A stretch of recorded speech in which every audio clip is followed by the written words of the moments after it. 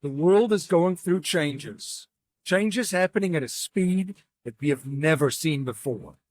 This is leading to disruption, chaos, panic, fear, hysteria, and a turbulent economy and marketplace. How do you protect your wealth in a turbulent world? How do you invest for cash flow in alternative assets to escape the rat race in times of uncertainty? How do you decentralize yourself, family, your community, your business, and your investments to become sovereign and escape the matrix? If you are looking for strategies, tactics, and techniques to escape the rat race and matrix, you are in the right place. My name is MC Lobsher, and this is Cashflow Ninja.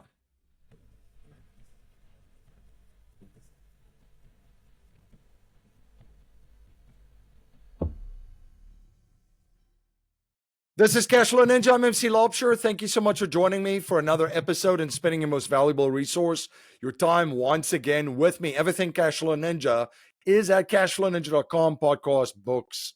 We have reports, we have webinars, and much, much more, all at cashflowninja.com. And don't forget to sign up for our newsletter, The Wealth Dojo, the #1 newsletter in the alternative wealth strategy and alternative asset investing space. You could sign up and subscribe for this weekly newsletter at cashflowninja.com/subscribe. I've got a fantastic show for you today. I'm joined by Zack Geist from Student Loan Tutor.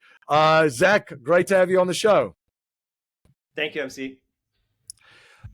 Zack, for folks not familiar with you and what you do and what you're up to these days, can you just share a little bit about your background and journey and what you get up to these days?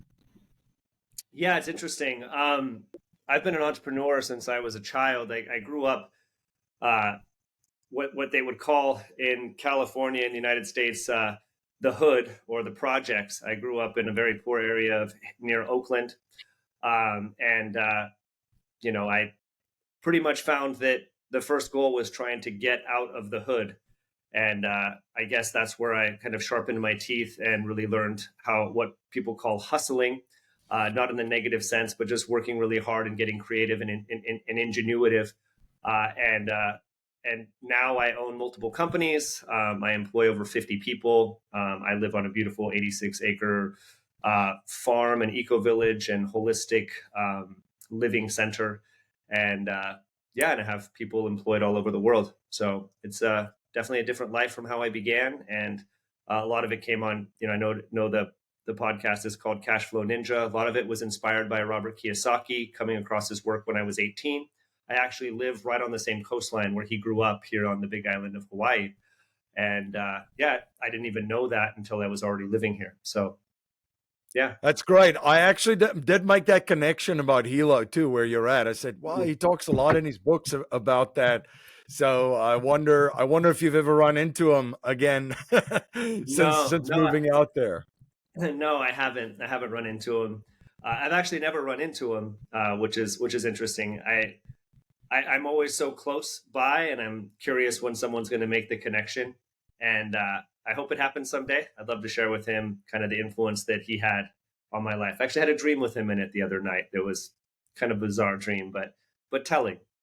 Yeah, it's fascinating where I think one of the massive impacts that he had was just that paradigm shift that he helped people achieve, right? And it all started with a board game that then turned into a book to explain the board game. And it was kind of taking Monopoly to another level and teaching a lot of financial literacy that way. And that's kind of like where I wanted to start with you because I feel like it's almost that, not to sound too matrixy, but it's almost like we're born into captivity, basically, right? In a slave system, and there are actually ways to get out of it. And one of the illuminating things that he shared was, hey, here's how this is a game. Here's how it works, and here's how you actually get out of this enslavement that is done through the financial system, right? Yeah, I mean, it's, he calls it the rat race, and on the board game, I know a little bit of the story. The board game, you're on the rat race to start, and then you try to get onto the cash flow circle. And most people never get out of the rat race. Most people don't know they're in the rat race. And there used to be, I mean, you can't really even speak about it. I'm scared to even talk about it here because I'm worried that I'll just get algorithmically blocked. You can't talk about class system, right? There's two different classes. I mean, this goes back if you do any research at all. There's the creditor class, and then there's the debtor class. Those that have money, you can call it more easily the owners of money, and then the debtors, the ones that owe. And the goal is, if you're a debtor, you essentially are in the rat race and you're enslaved. Like you are running around to just keep everything afloat, and you're X amount of paychecks, sometimes not even one, away from being totally broke. And then there's systems that kind of keep you from falling completely to where you're like homeless, because then that society would break down. So you're kind of just afraid of being homeless, holding it together and paying kind of a higher percentage of tax. And there's different ways to earn money. And there's a whole game, and the rules are not clear. And there's really no incentive to share the rules. Because the incentive, the financial incentive, is to essentially take advantage of how the system works and then capitalize on it for your own self-interest. And most companies, financial companies, do that. And most financial companies focus on wealthy people because that's where the money is. People in finance make generally money based on a percentage of assets under management. So they want to have assets under management, how much money I have invested in the market, and I want to have very wealthy clients. And so everybody that's really astute and brilliant in finance is generally drawn to finance in order to make a lot of money. That's what brings them. Kind of like people, there's a higher degree of psychopaths that want to live in big cities, especially Las Vegas. Same thing with finance. There's a lot of psychopaths or people that are very interested in earning as much money as possible. They don't get into finance to really as an activist. And I think that I've gotten into finance now because I don't need the money, and I really want to make a shift and a change and really inspire people and have people look at the way that their money relates to themselves and is at work in the world. And essentially, it's our money that's creating the future. And it's a really wild concept to think about, but money is like magic. We participate in using money to create the world in which we live. And we create technology, and money is the bridge between us and technology. And there's technology surrounding us. As we started this podcast, we had all these technological issues, and I have like all the newest stuff. And here we are, I have Starlink. I'm generating my power from a waterfall in my backyard that is running through, and I've got solar panels all over. I'm completely off grid here, growing all these different food, have a whole team of people growing food here on the land. But these are all different technologies. And people think about what is a human being without technology. I mean, even this shirt is a technology. These AirPod Pros are a technology. This table that I'm sitting at is a technology. I mean, this one happens to go, up and down, like with this little remote electronic thing. But, just a table in general is a technology. And we forget that we're living in a technological world. And one of the technologies is money and the stories of money, the meta story of money. And there's two agents. There's the debtor and there's the creditor. And then there's all of these different actors in between. And most people simply don't know that this game is even happening, that there's a difference between the debtor and the creditor class. And pretty much all the attention is put to polarize people against each other on superficial things, so they don't see, behind the Wizard of Oz curtain, that it's really a class war that's happening, or a class, I forget what it is, the cup game hat trick. Yep. It moves around. So yeah. And I help liberate people from debt, usually highly educated people. My clients on average are, have $250,000 of federal student loan debt. Generally speaking, people that have student loan debt don't come from wealthy families. If they do come from a wealthy family, generally they have a 529 college savings plan, or they just pay, they just have money, or they, it's not even an issue. And it used to be that education was something that kind of only the creditor class would go to, and with very rare exceptions when people were really brilliant, and then do the New Deal, pretty much everybody can go to college, and then they go into debt here in the United States, and then you're carrying whatever 7% interest. I mean, it varies. It's based on the whatever the federal government determined the interest rates are, and you carry that, and it accrues, and people don't understand how interest functions and how it capitalizes and goes against them. And people just don't understand money. I mean, it's quite simple. And I've been able to really point this out quite easily by just asking somebody a very simple question, and it will tell you if they understand finance at all. If I say, if you could borrow money at 0% interest, how much money would you borrow? I mean, it's a very simple question. Anybody that understands money would say unlimited. And then I would say, if you could borrow money at 3% interest right now, how much money would you borrow? Pretty much the same answer should be true, because essentially, if you could borrow money for less than the return you could get, you should always borrow money. I help all of my clients. We have thousands and thousands of clients. We're the largest consulting and document prep company that works with student loan borrowers in the country. Been around for 10 years. We've, I think, freed up almost $1 billion worth of money that would normally go to service debt and redirect that towards wealth accumulation and or retirement for our clients. And the key element is to understand what somebody's student loan interest rate is. And this is something that's, I'm a pariah in the space, meaning like my message is just, it's the true message, like, because it encapsulates the other messages. Really simply, student loan, your stated interest rate that's listed on your student loan amount is not what you're going to pay. You're going to pay an effective interest. It's kind of like a penny saved is a penny earned or whatever. Like, it doesn't really matter what your stated interest rates. I mean, it matters to some degree, but what your effective interest rates, what actually matters. And all of my 99% of my clients have a 0% interest rate or less, which means that they should put as little money as they can to service that debt and redirect that to generating cash flow. And being in debt in general is the goal to get out of, is you want to figure out how to get out of debt. Now, if you have a 0% interest debt, how fast would you try to get out of that debt? You should never get out of that debt, because to pay anything at a 0% interest makes no sense. So my clients, even these very intelligent people who have doctorates and PhDs, right? They have a difficult time understanding that you don't want to pay a 0% debt. I have a mortgage on this property here. I could pay the mortgage off. It's a debt, right? But I have the mortgage and it's at like 3.5%. I'm not going to pay that debt because my returns on that same amount of money is going to earn me more than that. So I would never pay it. But people simply don't understand these very simple things, and they should understand it. It's very, very simple math. And I think they just program themselves so quickly, pay off all the debt, pay off all the debt, pay off all the debt. Wealthy people have a ton of debt. You want to know how much debt Donald Trump has? Crap tons of debt. So much debt that the banks literally can't let him fail. And they've bailed him out. And if you look at all of these bailouts, it's because these people are too big to fail, with some exceptions. Occasionally there's a glitch in the matrix, so to speak, right? Like, what is it called? The squeeze that happened with GameStop, and you had hedge funds that were shorting the stock that somehow lost because there was this really crazy thing that happened, and that's never happened before. And so there's always these one-offs. Let me jump in here for a second, because you said a couple of things that's really, really powerful that I just wanted to come back to. So the first thing is how people are controlled and enslaved, and then also fleeced. And, you could use force, and this is pretty common. You have one tribe that have some stuff. There's another upcoming tribe with a lot of stuff.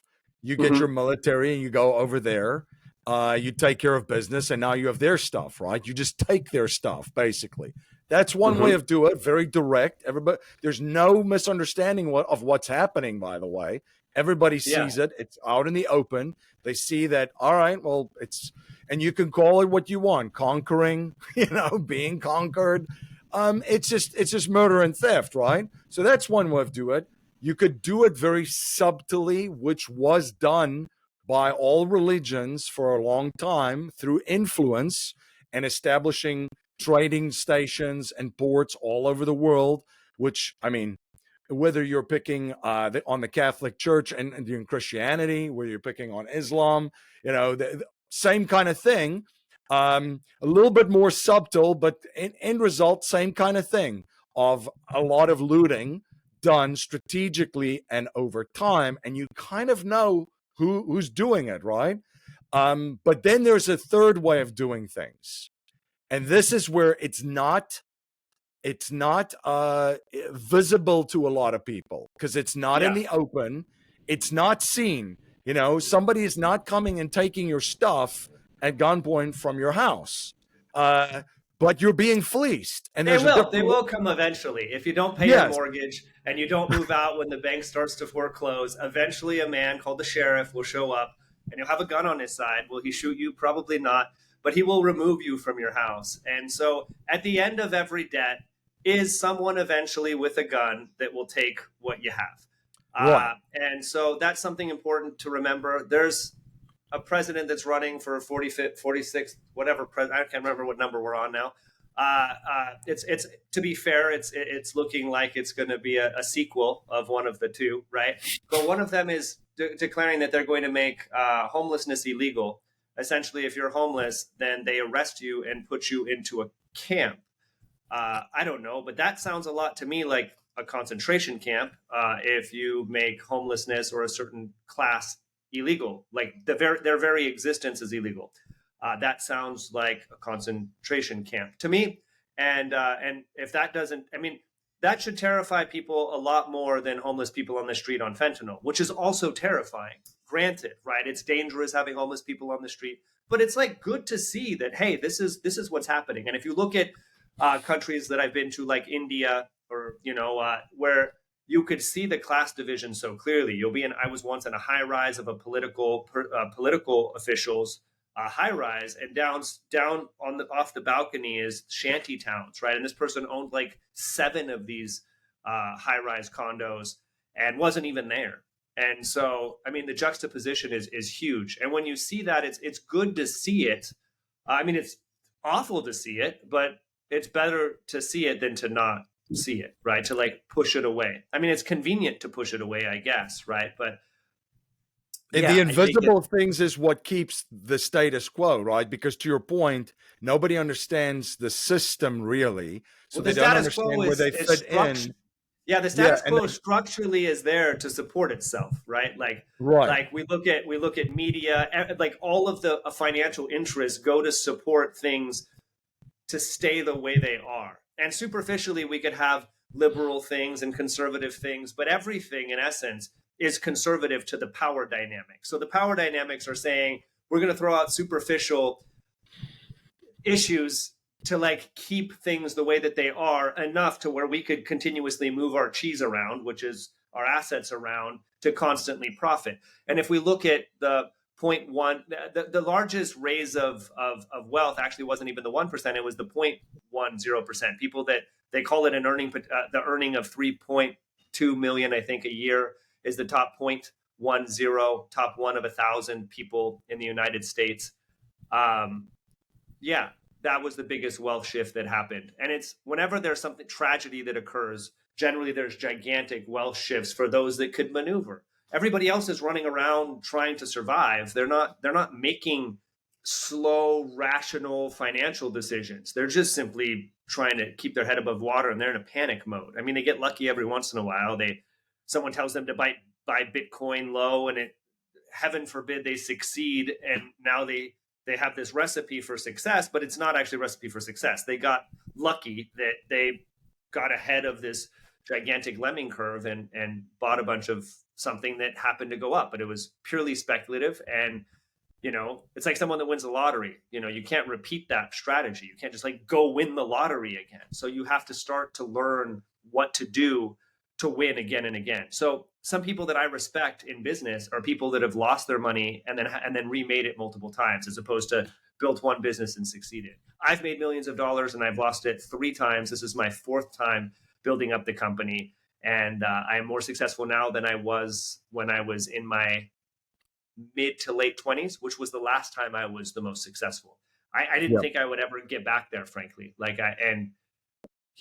Eventually, and it's a bit of luck and it's a bit of talent. And I would say that the most important element that I learned over time is building really solid relationships with people that have skill sets that I don't, creating a psychoeconomic tribe, if you will, a team of people that I really trust that have the skill sets that I don't have. If I have a skill, I'm kind of like, I don't know if you ever played the game Mortal Kombat back in the day. I forget what the guy's name is that could like shift into all of the different Mortal Kombat fighters, but like I don't really have any one of the specific skills very well, except for how to identify people that have skills and how to work with them well and how to like run overall business well. And like work with my CFO, work with my chief marketing officer, work with my director of sales, and really work with these people in these different roles, and work with my legal staff. Like I have a full-time attorney that handles all my legal stuff, and even she has to check with other attorneys in different specialties. And like they are the people that navigate this game that most people don't even know that is out there. Right. And I could tell you there's definitely a game. That's why I pay these people all of this money, is so they could keep me, out of jail in monopoly terms, right? Yeah, and the big thing that I really want to drive home too about this game, and also even there's another group of folks that they know that something is going on. There is a game, but they don't know which game it is. It almost brings me to The Princess Bride, where you had Vizzini sitting there, and the princess was held captive, and you had these two guys. One was her, I guess, former lover or love interest, and they were sitting from each other, and there were two glasses of wine, and which one was poisoned, supposedly. That was supposed to be the game. Turned out the game was that both of them were poisoned, and he had built up resistance to the poison, so he was going to drink it anyway and survive, and the other person was going to drink the poison wine, regardless of which chalice he chose, and die. So some people don't know there's a game. Other people know there's a game, but they don't know what type of game and rules it is. And one thing I just want to throw out there, I think the important thing is you just pointed out right there, and I would say this: almost no one that's in the debtor class knows the game, what the rules are, and how it all works. And I think that people would benefit from saying that. How do you achieve clarity, certainty, and predictability in a world, economy, and markets that are volatile and chaotic? How do you have confidence in an environment where change and disruption is constant?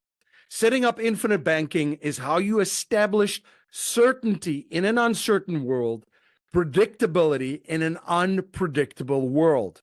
With an infinite banking policy, you have your capital warehoused outside of the Wall Street casino, where it is guaranteed never to go down in value and guaranteed to grow tax-free. You have guaranteed access to your capital, and you also will be able to access your capital tax-free to use to capitalize on opportunities as you come across them. Creating your own banking system with infinite banking can be your secret weapon to protect and grow wealth during turbulent times. You can watch a presentation and explore infinite banking options for you and your family at yourownbankingsystem.com. That's yourownbankingsystem.com. You mentioned the hubris where everybody's like, I know how it works. And I mean, the most successful people that I've studied, the first thing that it's crazy, the six most wealthiest and successful people that I've met, they are always wondering what they're missing and saying, wait a second, what don't I know? I know there's something that I don't know. And they always talk to people and try to figure out what's their blind spot, what are they not aware of. Where, again, back to the hubris, where most people say, well, I know everything. And because I went through every single system in this reality that we live in. And through that system, I got straight A's everywhere, top of class. So, and by all the metrics in the system, I know everything. But unfortunately, you have to kind of step out of it to see what's going on. One of the things I wanted to share is you're essentially in life put on a side of a compound interest equation. And one of the games, back to the earliest thing, Kiyosaki, Monopoly, and the cash flow quadrant, and of course, the board game cash flow. One of the biggest lessons from those two games, and of course, Rich Dad, Poor Dad by Robert Kiyosaki, the book, is how to put yourself on the right side of a compound interest equation, right? You have taxes working against you without you doing anything in life. Even if you're not in debt, you're on the opposite side of a compound interest equation of taxes. One of the presidents, Donald J. Trump, was in a debate. This is not my opinion. Like, you could look back and see the debates. They're public. They're recorded, right? And between Hillary and him. And this was when he got elected the last time. And she started bringing up his taxes. And she goes, he didn't even pay taxes. And he goes, that's because I'm smart. He literally said that. He literally said, as the person running for president, that I don't pay taxes because I'm smart, right? And There is a big freaking hint there if you want to know who the richest president that we've ever had is and what they do. Like, if that didn't disclose it, I don't know what it is, right? Like, he didn't pay taxes because he's smart. Now, this is a key element, is that the rich are known for paying less taxes. Then eventually you have someone like Ben Shapiro come on and goes, no, the rich, if you look at the income calculations, they pay 37%. Yeah, that's off what they can't figure out how to write off, right? They make their entire life a business expense. They form foundations to do things that they really believe in, right? And then these things accumulate assets, right? They control all of these things and they can redirect that capital to them at any time. They are accruing equity in things that they could convert that income to go to them at any time, and their entire life that's around them is a business write-off. Legally, that's the way the tax code functions. That's the rules of the tax game, right? And that doesn't apply to somebody that has a regular W-2 job. And student loans, right? Like, again, if you have student loans, it's because you're part of the debtor class. You're in debt. By definition, you're a part of the debtor class if you're in debt, right? The wealthy are in debt too, because not all debt is bad, right? Debt that creates cash flow is good. I mean, there's more nuance to that because there could be a change in the market and all of a sudden people experienced this in 2008, 2009. They bought real estate. They were cash flowing. They were gaining crazy amounts of equity. And then all of a sudden the market took a dip like it never had before. I was in there. I owned multiple apartment buildings and I felt the heat of it. And I won't disclose too much here, but it ended up being freaking awesome for me. And I didn't even discover that till many years later. But I guess what I'm trying to say is the people who know how to play the game they're leaving clues. They're getting in debates and they're saying, I don't pay taxes because I'm smart. People that have federal student loan debt, if you're paying that regular payment or you think you know how income-driven repayment works and how document preparation functions with the loan servicers, you don't. I'm telling you, you don't. Like, I have a bias, so that's true. You say, well, of course you're going to say that. You own the biggest company. Yes, and you don't.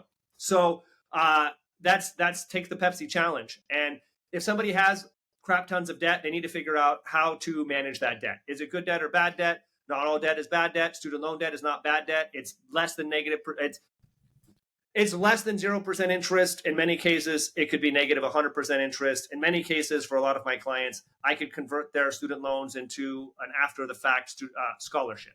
That is for real. And we have hundreds of reviews spanning back 10 years. Now, if I understand, I say all this to like toot my own horn and get lots of business. That is true. Yes, and you've nailed me there. And it is also true.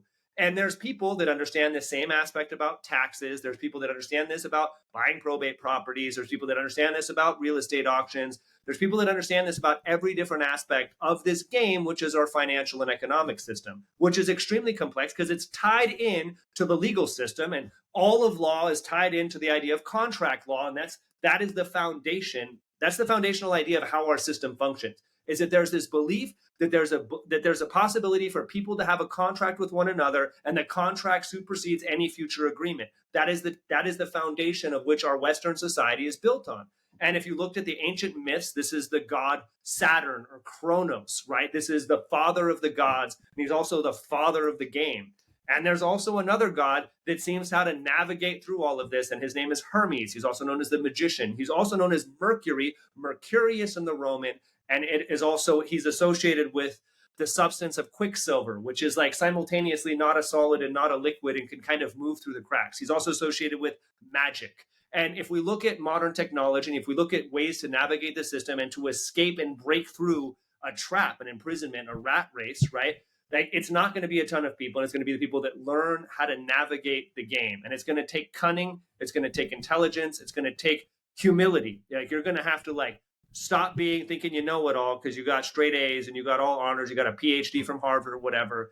And it's going to take you going, you know what? There's going to be people that understand shit I don't know. And I'm going to listen to them. And some of them are going to be trying to scam you. I could be one of them. I could be telling you all this stuff and I could be totally full of shit. And I could be trying to get your money and you won't know until you learn. And sometimes you have to get burned a couple times to realize how to navigate it. But ultimately, you got to realize, you don't have to, but in order to get out of the game, it's going to really help to realize, first of all, you're in it. We used to have a slogan at Student Loan Tutor, and we said, when you're forced to play, it used to be, when you play it, it pays to know when you're going to play the game, it pays to know the rules. I used to be that, but I said it's not when you play the game. When you're forced, if you are forced to play the game, and it pays to know the rules. It's not, you don't have a chance to not play. And I think that's an important, people like, it's not my president, like I'm not playing this game. No, you're playing it. You might be living in a van down by the river, but you're playing it. You're just losing, right? And that's fine, right? That's a total lifestyle of living in a van down the river, and that might be what you want to do. And if that's what you want to do, consciously do it. But if you say you're not playing the game, you are. If you're on welfare, you're still playing a game. If you're working 60 hours a week, you're playing a game. If you're doing a bunch of side hustles, you're still playing a game, right? So the key is, how do you get out of that rat race? And the first thing is to take account of where the hell you're at. And if you don't know how to do that on your own, is finding people you could trust. They can help you figure out where the hell you're at and creating some types of plans that you got to constantly be navigating, because the game is changing, y'all. It's changing all the time. And especially in the last few years, I'm having a hard time keeping track of just student loans. And that is all I do. And I've got 34 people on my team. I have attorneys on my team, right? Like licensed financial advisors on my team. And it's hard to keep track of just this one little area.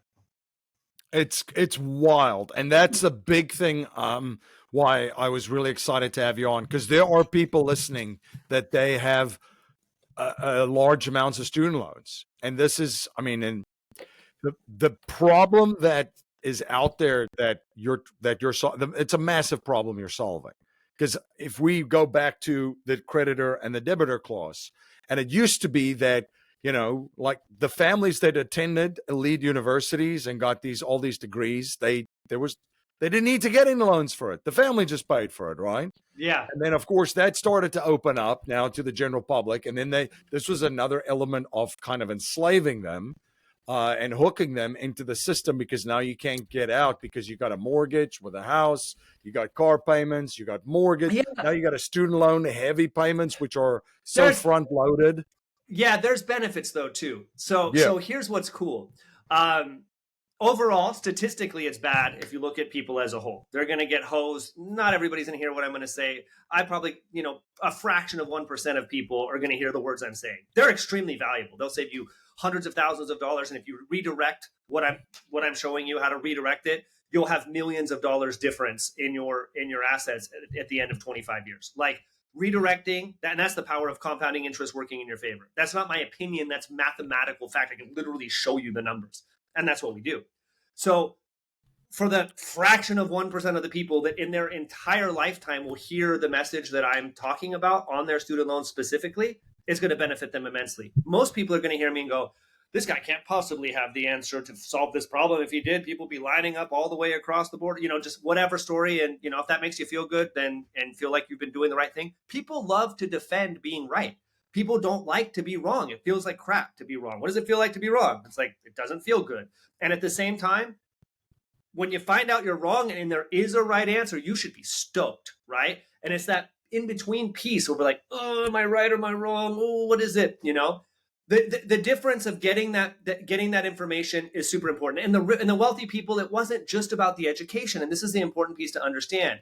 It wasn't just about the education. It was about the people you met at these schools. And it wasn't like DeVry College and all of this and ITT Tech or whatever it is. I mean, these were Harvard and Stanford and Yale. And, these were, big schools where wealthy elites sent their children from all over the world. And so it wasn't just the education. It was the network that you made there and the relationships that were cultivated. There were fraternities that existed. There were rites of initiation into these class of families, right? Like what education has become is it's like there's one piece where it's just the education, then there's the other piece where it's education plus that fraternity or sorority, right, that takes place. And what's powerful there is those relationships and those people that have all those connections and that understanding of the game, all of that hidden stuff that you can't see. There's a term for things that are hidden. It's called esoteric, right? It's what's underneath, right? And some might say that that's the mythology or the story or the rules of the game. And there definitely is one when it comes to economics. And it's just one of the games that exists in the lives that we lead. But to the degree that we can't solve that, we don't have time for leisure, right? The Greeks used to say that one of the best things we could have is leisure. I mean, I don't know about you, but I'm so conditioned in survival anxiety from growing up in the projects that like, even though I have plenty of money that I can't even spend it all, right? Like, I still feel like I've got to do something. I'm like, I've got to like, do I have enough? Am I going to be all right? Like, this isn't necessarily present among all the different socioeconomic classes that had wealth for generations, generational wealth. Now, a lot of these people turn out to be very superficial kind of people we can't really relate to, and we wouldn't want to be them anyway. So be grateful you have the degree of depth that has come from the suffering and the character that you have to build to pull yourself out of it. It's worth it. I would choose to have been raised the way I was to then get out of it and appreciate it, you know? So I wouldn't be feeling like a victim because you're not part of the wealthy elite. I mean, if you look, a lot of them are quite miserable, and they can't even figure out why, because more money is clearly not the answer, right? Student loans, for folks that have large amounts of student loans. How do you guys work with clients? I'm assuming in all 50 states, and then how do you guys? What does the process look like?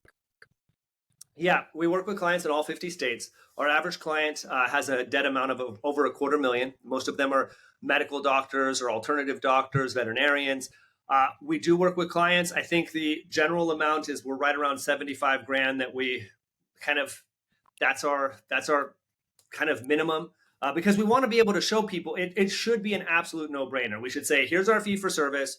We're saving you that the first year. Then after that, you're just saving ridiculous piles of money, and then you're redirecting that cash flow to generate wealth or retirement, right? Like, you're redirecting from servicing a debt to building wealth. And it should just be, I mean, it is just makes financial sense, and we take all the headache off of your back. You book a call with somebody who is able to do an evaluation and see if you meet our target demographic of people we work with. So that's the first call. It doesn't cost anything.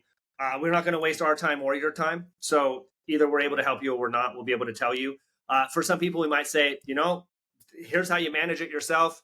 They're going to make mistakes over the way, but their mistakes that they make will cost them thousands of dollars, but over the life of the loan, maybe cheaper than hiring us. But for the clients that we book a planning call for, we're only going to book them if we feel like they're going to be a good client. And I'd say something around 85 to 90% of the people we book for that become a client. And if you look at our reviews going back 10 years, there's no way to falsify that, right? There's no way to falsify 10 years of reviews across many review platforms. Either 99%, we have a 4.9% with like hundreds and hundreds of reviews from credible doctors all around the country. And you'll see that people are saving money and stoked. Their loans have been forgiven. They've totally changed their financial. It's a financial initiation, really. It's a financial initiation. And there's any bad review is like, this is just too crazy. How are they doing this? And there's like one or two of those. So I'm like, yeah, they presented it. I can't even believe it. This just seems like too crazy. And it's that same person would look at what Donald Trump did on his taxes and go, that's just crazy. Just like make everything into business expense and don't pay any taxes. And he goes, well, it is a business expense. And they're like, well, yeah, but that's just, what if everyone did that? And we're like, yeah, you're right. If everyone did what we do, probably virtually no one would ever pay back their student loans. Just about everybody would have a 0% effective interest rate or less.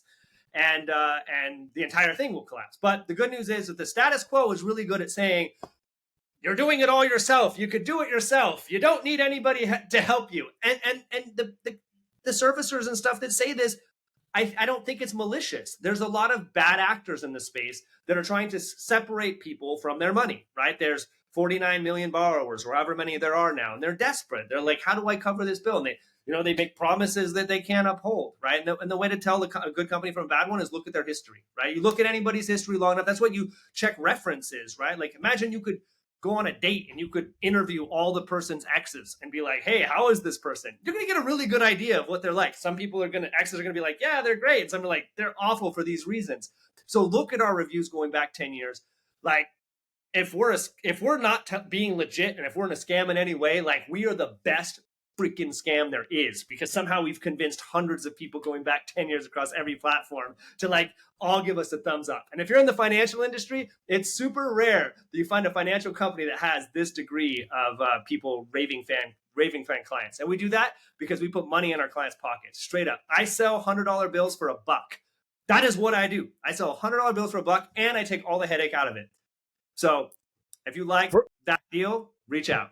It frees up a ton of cash for a lot of your clients, and that they can then direct in other areas. So that is, one of the things that I wanted to have you on, that there are programs that most people are not aware of where you Yeah. can actually, People hear there's yeah, income driven repayment, but they don't know how to navigate it. That's like hearing there's, oh gosh, I don't know. I mean, to come up with some cool ideas, it's like there's tax strategies to, like, Donald Trump pays very little. Well, that's great. There's tax strategies. That there's S corps. That there's C corps. That there's LLCs. That an LLC can file as an S corp, but they don't have to pay 7.5% of the Social Security Medicare tax, but like on ownership distribute. But like, how do you structure all that, and why? And why are they like, and what happens when this little quagmire comes in, right? Like, oh, now you're married and their income is this way. How do you navigate that? There's income driven repayment plans, but how do you navigate them for your best interest? And that's what we know. And I would say people need really good tax people. That's, tax is a debt, right? Like if you're paying a ton of tax, that's a debt. And you've got to figure out ways to navigate the tax system in your favor. That's going to be the thing that bleeds you dry. It's going to take, if you're on really high income and it's all as W-2, you could get taxed up 37% plus state taxes, depending where you live. Yeah, all of these things are important. And you could build a lot of this into your tax strategy. But most people don't really even know that, and who could blame them? They're busy trying to survive. I don't blame people for struggling. But I do blame people for being arrogant and hubris and thinking that they understand the rules of the game and just somehow they're totally cursed. Well, you know what? I grew up in the projects and I've started multiple companies. And so it's not impossible. I had to work my ass off. I've had to lose it a bunch of times. And I really hope people, if they really want to free themselves from this, that they find a way to do it. And if they don't, that they at least do something they really love. Because if you stay in the rat race, but you're a teacher and you freaking love it, ride that thing out. At least you love what you do. But if you're going to do shit you don't like to do, and you're going to lose the game trying to get out and think you know it all, that's what you really got to avoid. Zach, where can people reach out to you guys and explore just some options for them if they have large student loans, and where can they follow, and where can they stay informed of all the projects you're involved with? Yeah, so studentloantutor.com. And if you go there, you go to any platform and type Student Loan Tutor. You can Google Student Loan Tutor, will pop up. You can see all of our reviews. You can see what clients are saying. You can read our website and just reach out and book an appointment for an eval. And like my staff, I've had one person turn over in the past 6 years. So everybody's really, really experienced and have been with the company a long time. We pay them well. We educate them well. I started a company called Holistic Finance to deal with the investment side of these things. We also are partnered together with people in tax because people are losing their tail in tax. I don't even, I refer it. I don't want to deal with the IRS, but there's aggressive tax strategies that you could really put in place. And if you design it from the ground up, you could save a lot of money on your taxes, which is super important because that's a place where people are bleeding. My other company is called Holistic Finance, holisticfinance.com, just like it's spelled. And finance is a holistic practice, and it's challenging. And, even though I have attorneys and financial advisors and the student loan expertise and networks of people, I'm still learning how every aspect functions together, because most people in finance are selling a product, and that's really what they're doing. How does it all work together? The better we get at that, very wealthy people have something called a family home office.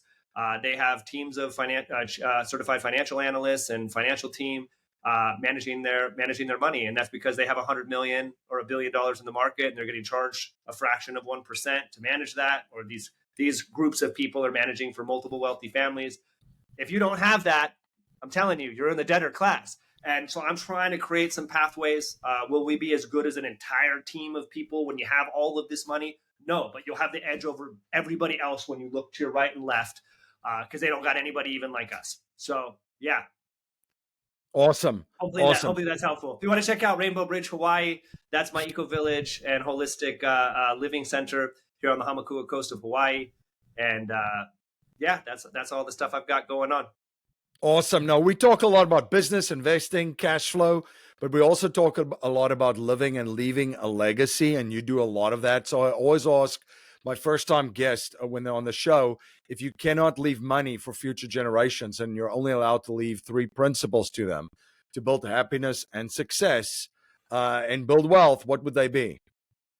I would start with this is if you believe most climate scientists and most scientists in general, a bunch of money may not be what people need for the next generation. We may leave a world that's very hard to inhabit.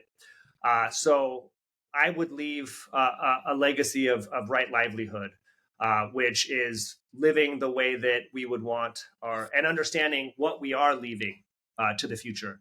And how we live our lives is creating the future. And what we do with our money is not only creating a future for our own progeny, those that come after us, it's creating a future for everybody that inherits this planet. We're on a limited planet here on Earth. Unless we're going to start occupying other planets, which we're not even doing a good job with this one, I would really focus on, really, again, going back to not thinking you know it all, and like, hey, what does the planet need? What do my kids need? What does the future need? Like, what are they saying? Hear them out, because they're like, we can't even afford a house. Like species are becoming extinct. Everything's going into some metaverse. People are just communicating with each other through this we should be talking. We're communicating through a two-dimensional space. But yeah, I would say really get into the material world, fall in love with the material world again, and that would be the legacy I'd want to live, is a world with living plants and living beings and living ecosystems and a living culture. And the more we do that, the less this very confusing financial system that we have to navigate, right? Because we have to pay mortgages, right? So, and we've got to, if we can't produce our own stuff, we've got to buy it from somewhere else through the big process of division of labor and modern economics. So doing more of the production ourselves locally, that's what I would say to do. That's what I do. And at the same time, I'm both living, quote unquote, in the financial matrix, and I'm trying to live as much as I can outside of it. And in the beginning, you have to eat that crappy oatmeal stuff. But we are growing I have thousands of fruit trees out here in front of me, and waterfalls and fresh water, and they came very hard won. It's very different from the projects where I grew up. Awesome. Well, thank you so much again for coming on the show and sharing your insights and your knowledge and providing so much value for all of my listeners and viewers. Yeah, you're welcome. Happy to be here. And thank you to my listeners and viewers again for spending your most valuable resource, your time, once again with me. Everything Cashflow Ninja is at cashflowninja.com. We've got podcasts, we've got books, reports, webinars, and much, much more. And don't forget to sign up for our weekly newsletter, The Wealth Dojo, the #1 newsletter in alternative wealth strategy and alternative asset investing space. You can subscribe to the newsletter by going to cashflowninja.com/subscribe. Until next time, live infinitely. This presentation is for educational and informational purposes only. The information being presented and considered does not consider your particular financial objectives or situation, and it does not make personalized recommendations. This material is not intended to replace the advice of a qualified tax and legal advisor or other qualified professionals, and you should not use the information in place of a customized consultation with a licensed professional regarding your specific personal financial objectives, situation, and needs. We believe the information provided is reliable, but we do not guarantee its accuracy, timeliness, or completeness.